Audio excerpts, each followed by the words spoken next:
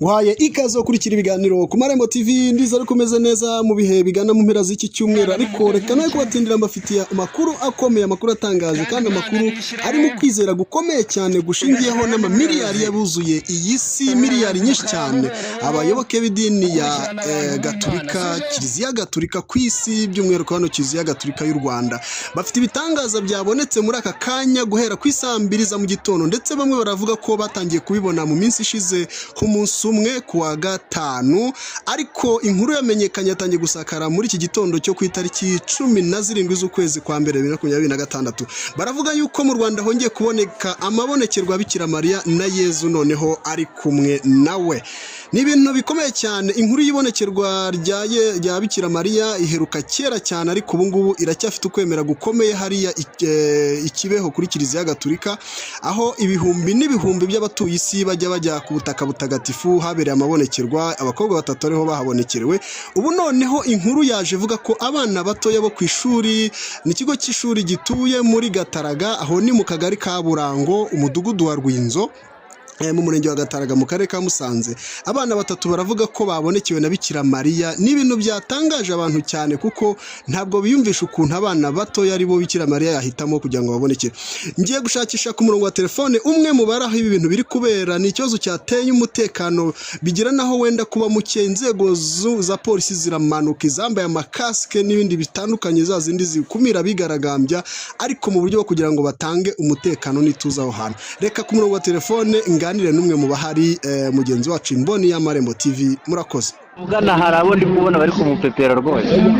Duha amashusho utugufi dushoboka twose. Mudufashe kuko abantu bari ahantu hatandukanye batari aho bashobora kumva hari indozi ziri kubera ahantu. Ikigaragara hari abantu bakiri mu nzira bakiza n'ubundi hano hantu hari buze ko batoya, kubera ko ngo hari abaturutse Nyabihu, Ngororero, Musanze, bari guturuka henshi baza ngo kureba Bikira Mariya. Wowe hageze sangahe? Nahageze nka 2:00. Izo speaker ndi kumva nizo bari kwifashisha. Ubu mbere utangiye kuvuga. Ntegerezaho gakeya numve kuri speaker.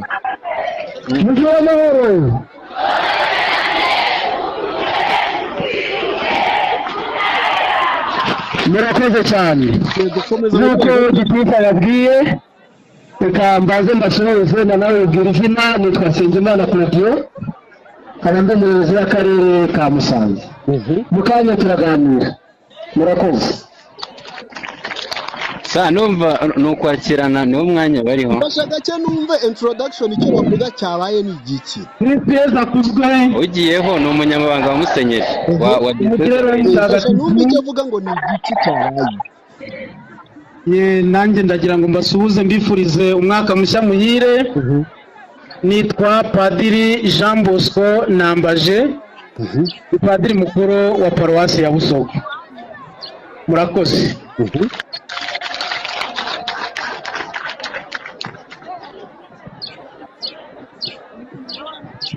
Muraho neza. Niteza kuzwe. Jewe se nituziranye? Yego, nitwa Padiri Kasiyane Murinda, ariko mba mu Ruhengeri, ariko muzi ko tumenyeranye maze igihe nkorera ubutumwa n'ahangaha ku cyumweru. Mboneyeho rero kubifuriza umwaka mushya muhire. Umwaka mushya nibwo bwa mbere ucyabwo, rero mbifurije umwaka mushya muhire, umwaka mushya wituze, w'amahoro, w'umurimo, mbese n'ibindi byiza byose Imana izatugenera. Mugire umunsi mwiza.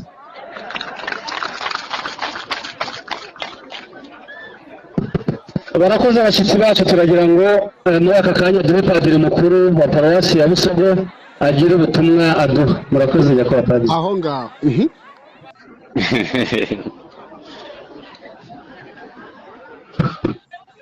Kristo Yesu akuzwe.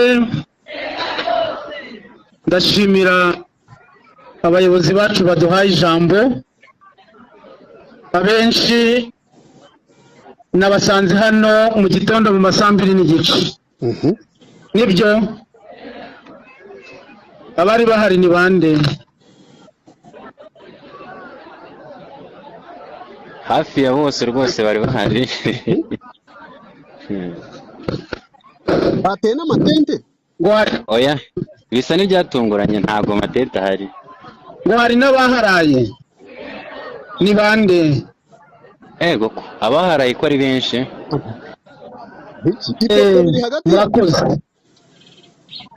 mwese muri abakirisitu ba paruwasi ya Busogo se hari n'abaturutse hirya no hino abaturutse i Busogo ni bande Busogo y'ubanza niyo yihariye hano rwose cyane ko abasigaye benshi baturutse hirya no hino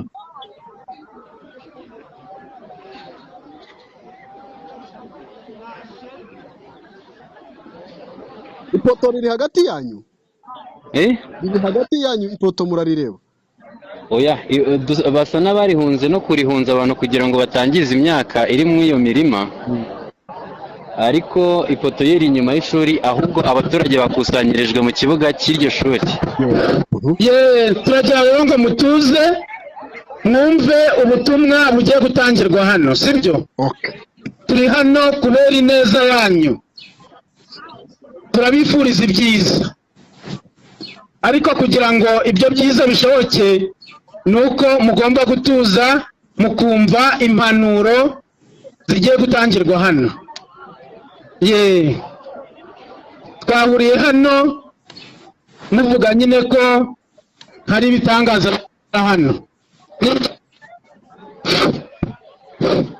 muri kunyumva twahuriye hano mutubwira ko hari ibitangaza muri kubonera hano sibyo hari uwahutaje ukwemera kwanyu ntawe muratekanye ibyo byose tubikesha iki Imana nibyo ngaho muyiha amashyi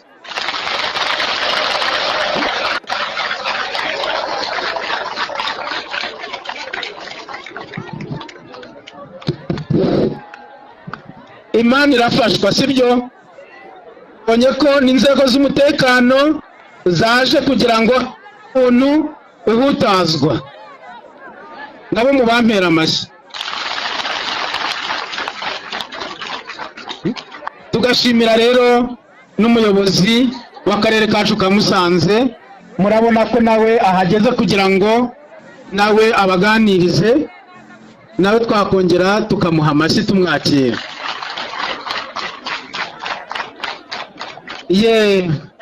rero ko nta muntu wahutaje ukwemera kandi hano ndibwira ko atari abagatulika gusa bahari hari n'abo mu yandi madini sibyo twese turatekanye ariko murabona uko tungana sibyo murabona uko tungana harimo abana batoya harimo abagore bari konsa harimo abagore batwite harimo abasaza n'abakecuru bamwe mumaze no gusonza bamwe mumaze no gusonza oya nta gusonza rwose ngo ubwo rero nk'uko mubibona naje nabimenyesheje bwa diyosezi murabona ko batwohereje n'intumwa kugira ngo irebe ibiri kubera hano sibyo hari abavuga ko babonye ibitangaza hari abandi twagiye tuganira turagira rero ngo twese dutuze sibyo noneho muze kuturekera umwanya ubuyobozi bwa diyoseze muri kunkurikira ubuyobozi bwa diyoseze buzabyigaho noneho twibuke ko tugomba gusubira iwacu mu ngo z'iwacu tukitegura icyumweru noneho ibindi muzagenda mubimenya mubitangarizwa nyuma, kuko nkuko mubizi ibijyana n'ibi ngibi byabereye hano bigomba bisaba ubushishozi. Amabonekerwa y'ikibaho muzi ko yemejwe nyuma y'imyaka ingahe? Yemejwe nyuma y'imyaka ingahe?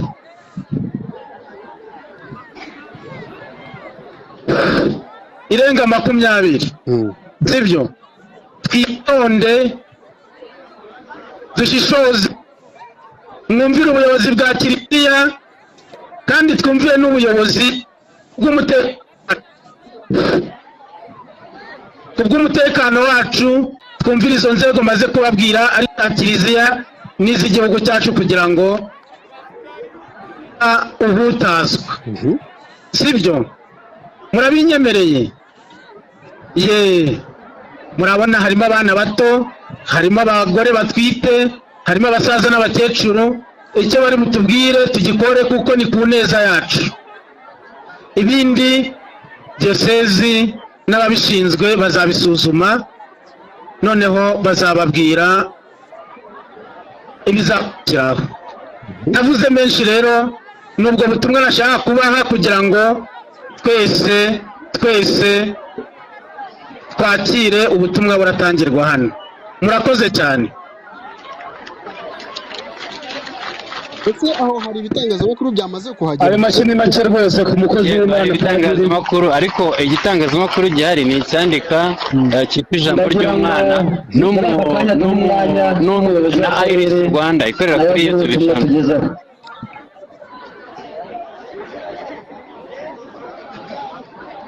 Meya ni ugiye kuvuga? Ni meya w'akarere ka Musanze. Arakoze umunyamabanga nshingwabikorwa kumpa ijambo.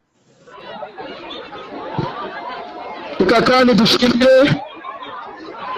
Padiri mukuru wa paruwasi ya Busogo ku mpanuro aduhaye. Samu, ibintu bisa naho bihinduye isura kuko abantu batangiye kwirukanka berekeza hahandi. Ubanza ari uko Padiri yaramaze kuvuga bizeye ko wenda ahari ikintu agiye kubabwira kijyanye no kuba bahagera, ariko babonye asoje bahita birukanka bahagutuze nimutuze tuvugane. Sinzi niba kabisa biraza korohera inzego z'umutekano. Bavuga ko namwe bari kureba Bikira Mariya cyane se? Bose bari kumubona, bamwe bari guhita bamupepera. Abantu ni benshi cyane, bose bahise bahaguruka birukanse. Hari za nzego z'umutekano bamwe baba bambaye ibikasike ya polisi nyine, nawe urabyumva. Abo ngabo bahagurutse bagiye kuhosha, ariko abantu n'ubu ngubu barakirukanka bajyayo. Mbega bamwe banyuze mu myaka, abandi banyuze hahandi bacika aho meya ari kuvugira, barahava barirukanka. Meya aracyari kuvuga? Meya yabaye aretse kuvuga, arahagaze ahagararanye n'umuyobozi w'ingabo. Ariko inzego z'umutekano nyine urabizi ziri kugerageza guhosha. Abo inzego z'umutekano ziri kujyaho rya poto riri zibigiza yose. Yego, bahageze, abandi bari guhosha, bari kugenda basubiza abaturage mu myanya yabo, ariko bari basohotse ari benshi cyane. Akaboko bapepera. Akaboko bapepera. Bari kubapepera rwose byakomeye. Sinzi ko ijambo Padiri avuze riza guhabwa agaciro, kuko ikigaragara cyo hano hantu abaturage sinzi ko bari buze kuhava batabonye neza. Kuvuga ngo barabibona, abandi bakabibona. Abari hano bose bari kwemeza ko bari kubibona, ariko abaciye akenge nka bano bapadiri, ab'umutekano, inzego za leta, ntabwo ngo bari kubibona, ariko aba bose bari hano bemeza ko bari kubibona, kuko bemeza inzego mubwira.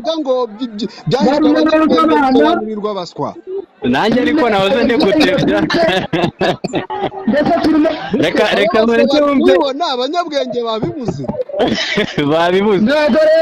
Reka ng'umwanya wumve ijambo rya meya. Mureke rero twitonde, twakire ubutumwa tubagezaho, mwakire ubutumwa tubagezaho. buri wese atuje ahagaze nk'ari neza kugira ngo hataza kugira ugira ikibazo. Murimo murabyumva neza? Murabyumva neza? Dushingiye ku nama tugiriwe na Padiri mukuru wa Paruwasi ya Rusogo, ni byiza ko ibintu byose bigira umurongo bikorwamo. Ibintu kandi bisaba n'ubushishozi. Ibintu birasesengurwa. Ntabwo ikintu kibaho uyu munsi ngo ucyemeze ko cyabayeho, cyane cyane mu bintu bijyanye n'imyemerere. Icyo rero tubabwira ni uko mukwiye gutuza, ariko mukanagira n'iki, mukabaza mukagira n'inyurabwenge, mukabanza mukareba uko ibintu bibaho. Uyu munsi muri ababyeyi cyangwa se n'abatari ababyeyi bareba uko abana bakura. Nureba umwana wawe mutoya urasanga, cyangwa ukiri umusore urasanga ko hari uburyo umuntu agenda ahindagurika mu buzima uko akura. N'igiti rero nacyo, cyane cyane biriya biti bya mayideni, bigira uburyo bikura bihindura amabara. Abaturage ntibashaka kumva babwira ko uriya atari Yezu. Baravuga abayobozi ko ari amabara. Urebe umubiri wawe igice kigera ku zuba kitagera ku zuba ko bisa. Mwabyumvise neza, muze mubitekereze. Ntago babyumva rwose. Bashaka kubahindura intekerezo ngo woye gukangara. Igice kigera ku zuba kigira uburyo kiba gifite uburyo nyine gisa, n'igice kitagera ku zuba biri. No ku giti kiriya giti rero cyangwa n'ibiti muri rusange bigenda bigira ibisaza byimaditse ku giti. Aho ngaho kiba kimaditse iyo cya kintu kiguyeho usanga hadasa n'ahandi. Igiti ibyo rero turagira ngo tubabwire ko ntabwo bikwiye kubarangaza ngo mwumve ko hari ishusho mwabonye mu kintu.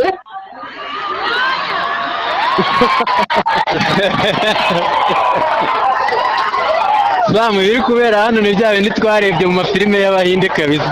Ariko nk'uko bivuze, mureke dukore ubushakashatsi dufatanyije, inzego za diyoseze za kiliziya zirafatanya n'ubuyobozi bwa leta. Ibyo muvuga ukuri kwabyo tuzakubatangariza. Igihera aka kanya rero ni uko tubasaba mu mutekano, nawe witaje undi, mugendeye ku mabwiriza inzego z'umutekano, gusubira mu ngo zanyu. Dore tugeze ku isaha ya saa saba, nk'uko mwabivuze, hari abahageze saa 2, hari abahageze saa 3 batari bafata ifunguro. Ikindi kandi mukwiye no kujya mu mirimo yanyu kugira ngo mubashe kubona ibibatunga. Turabasaba rero kubahiriza inama tubaha mugasanyu, kandi ntawe witaje undi. Mwabyumvise neza? Mu kanya rero tugiye kubaha umurongo mugenderamo, tugiye gusaba inzego z'umutekano kugezaho umurongo mugomba kubahiriza. Bagiye kubasubiza ngo bagiye kubaha umurongo bagenderamo. Barashaka kubabwira ko bagomba gusubira mu rugo, ariko ikigaragara abaturage basa n'abatabyumva kuko bari kuvuga bati oya oya. Ntabwo bataba batabonye Yesu. Ikindi wenda mwamenya, mu kanya gatoya twagiye kubona tubona umukororombya usa n'uje hano, twese ahari dushobora kuba twawubonye. Yego nanjye nawubonye, ariko icyo nicyo gihamya abaturage bo bemeza ko nubwo bamwe batari kubona Bikira Mariya ateruye Yezu, ariko ikimenyetso bose bakibonye.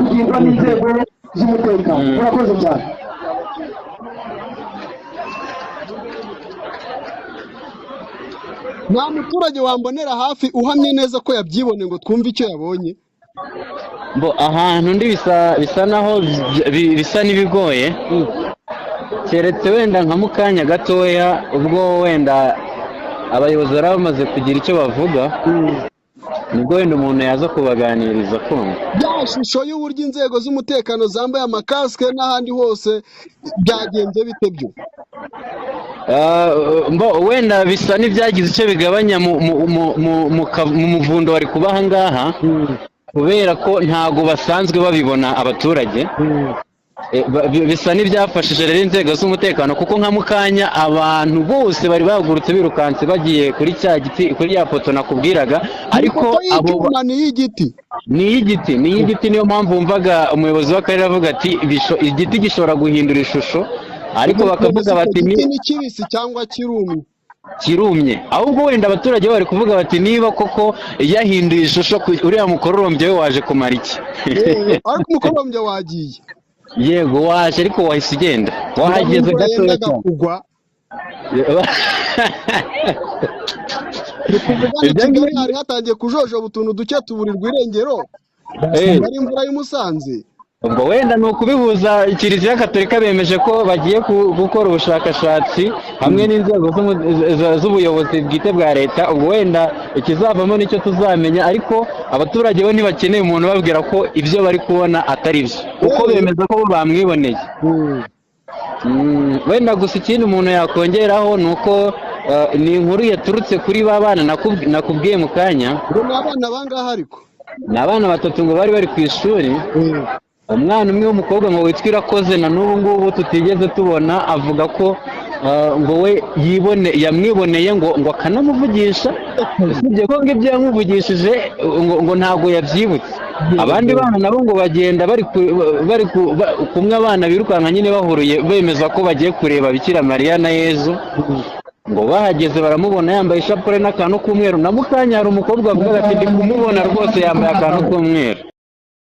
Byagenze gute rero?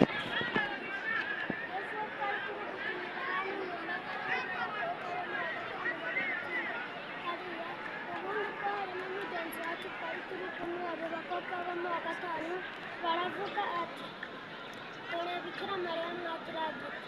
Ubundi bwo rero umuhungu twari turi kumwe nawe ahita, kubera twari turi gukinira hano, ahita aja kubireba twebwe tubibuze, ahatera akabuye kugira ngo tuhabone. Dore n'ubu rero twari turi gukinana hano, bahita twese duhita tumubona. None se ubu turahari, uracyari kumureba Bikira Mariya? Ubu ngubu uri kumubona? Naho ubu ngubu ko twese tutamubona.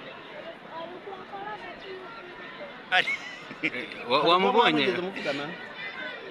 Nta kintu mwavuganye? Ibivuga yuko ari inyenyeri wabanje kubona. Ninde wabonye inyenyeri?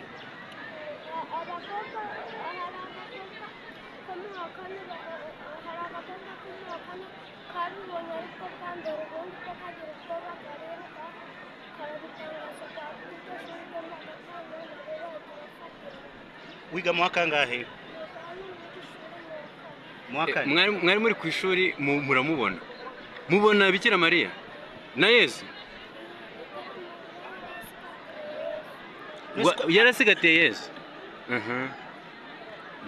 Abenshi ko bari kureba ntibamubone, mwebwe muri kureba gute kugira ngo mubashe kumubona?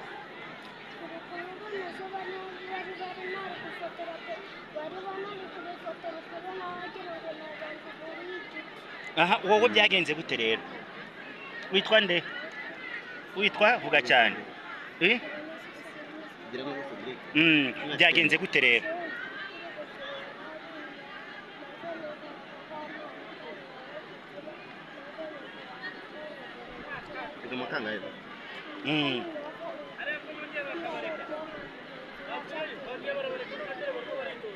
Mwaramibonye? Wabonye Bikira Mariya neza n'amaso yawe ateruye Yesu? Byagenze gute se kugira ngo wemere ko ari we? Wabwiwe n'iki ko ari we?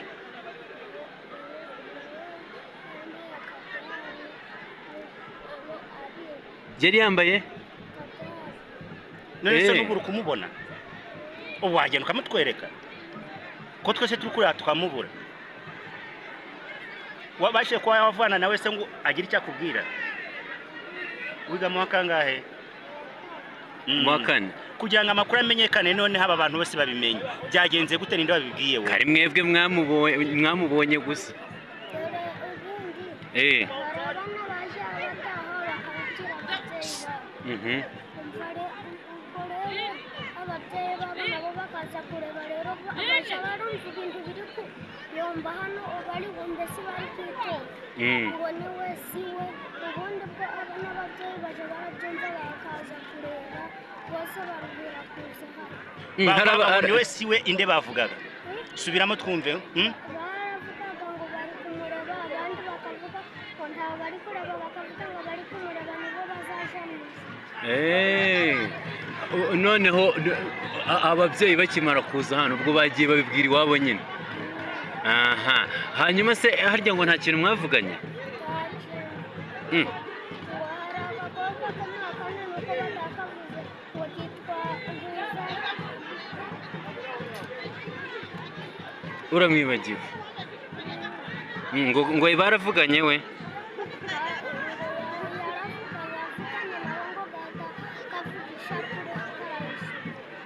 ako gakobwa se twakabona gute mwana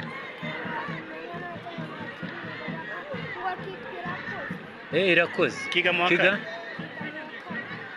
wabyakiriye gute rero kubona ishusho ya Bikira Mariya mukibonanira amaso ku maso yari yambaye umudari afite n'akantu kamanuye wewe usengera he uri mu Gatolika ako kantu kasaga n'ishapure cyangwa nta kandi kantu yari yambaye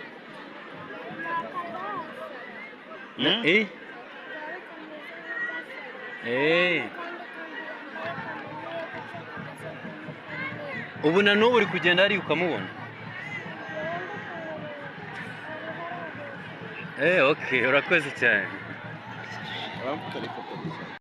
abantu bari imbere y'ibase irare twarakaze ni hejuru ku ifoto cyangwa hagati ni hasi ni he ni hejuru kari hejuru ahafata insinga z'amashanyarazi oya nta nsinga zirajyaho izo foto nta nsinga zirajyaho ni amapoto asa naho yashinzwe agenewe umuriro ariko ntago ni amafoto ahari ariko nta nsinga zihari doko nta muriro unyuze kuri izo foto zishobora kuba ari foto zagomba gusimbura izindi zihari gukurikizaho gahunda yo kubacyura ni gute actually inzego zibanje gusa n'izikora akanama ntiziganira bashobora kuba bari kwiga uburyo bwo kubivuga neza kugira ngo bareke abantu basubira mu rugo ariko nta n'umwe uri kuva ahari kubabwira ko bareba ibintu bidahari biragoye ariko abari imbere yayo ntabwo bari kunyuma ni ukuvuga ngo abantu turi kumwe hano ntabwo bari kunyuma niyo mpamvu mutari kumva n'ibyo abayobozi bari kubabwira turashaka ko mujya inyuma ya papa yego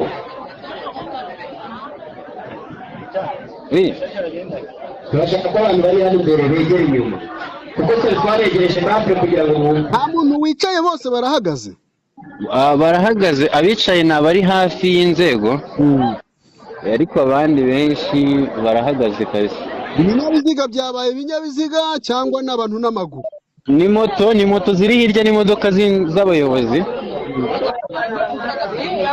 hafi y'umujyi ndetse wamubonye ntamubonye hari umuntu wabonye Bikira Mariya hano hari umuntu wabonye Bikira Mariya wamubonye musamu hano hari umuntu wemeza ko yamubonye nawe wamubonye umutubwire uko mwamubonye mama witwa nde nitwa Mukandekeze Esperance utuye hehe wowe ngenduye mu kagari ka Nyagisozi iyo nkuru wayumvise ryari nabyumvishe saa 2 ni umuntu wari ubikubwiye kuri telefone ni umwana ninde nabibwiwe naho bahavuye nanjye nahageze nabyiboneye wabonye iki n'amaso yawe wahamiriza umuntu nabonye ishusho ya Bikira Mariya asigatiye umwana we Yesu none se ishusho wabonye ni ya yindi ikoreshwa mu kiliziya imbere kuri alitari ikoreshwa mu barejiyo nyine ishusho wabonye ni umugore ni umukobwa ni iki ni Bikira Mariya. nyine wabonye ari nk'umukobwa ungana w'imyaka nk'ingahe? Ubwo weho uracashidikanya? Oya ntabwo nshidikanya, turagira ngo tubwire umuntu wabonye arakuze, ni mutoya, ari mu kihe kigero? Ari mu kigero cya Bikira Mariya niko nakubwiye, ahora ari muto. Ntabwo wamenya nk'imyaka barizwamo. Oya ntamenya imyaka ariko namubonye na Yezu Kristo namubonye. Yezu wabonye ari umugabo ntagahinja ni iki? Namubonye bambwe ku musaraba. Abantu ko bari kuvuga ko babonye Bikira Mariya ateruye Yezu. Ari n'ibyiciro bibiri bihari. Icya mbere ukumubona imbere ye hari inkota, icyiciro cya kabiri ukabona Bikira Mariya asigatiye akana ke Yezu. Samu wenda ushobora kugira ngo numwe, ariko abantu bari hano bose bari kwemeza ko babonye Yesu. Urugero nk'uyu nguyu ntabwo ari umugore. Wowe wabonye Yesu? Namubonye. Wamubonye mu buhe buryo? Nabonye Bikira Mariya yifashe gutya, yambaye ikanzu y'umukara, hejuru ye harimo amafoto abiri akurikiranye.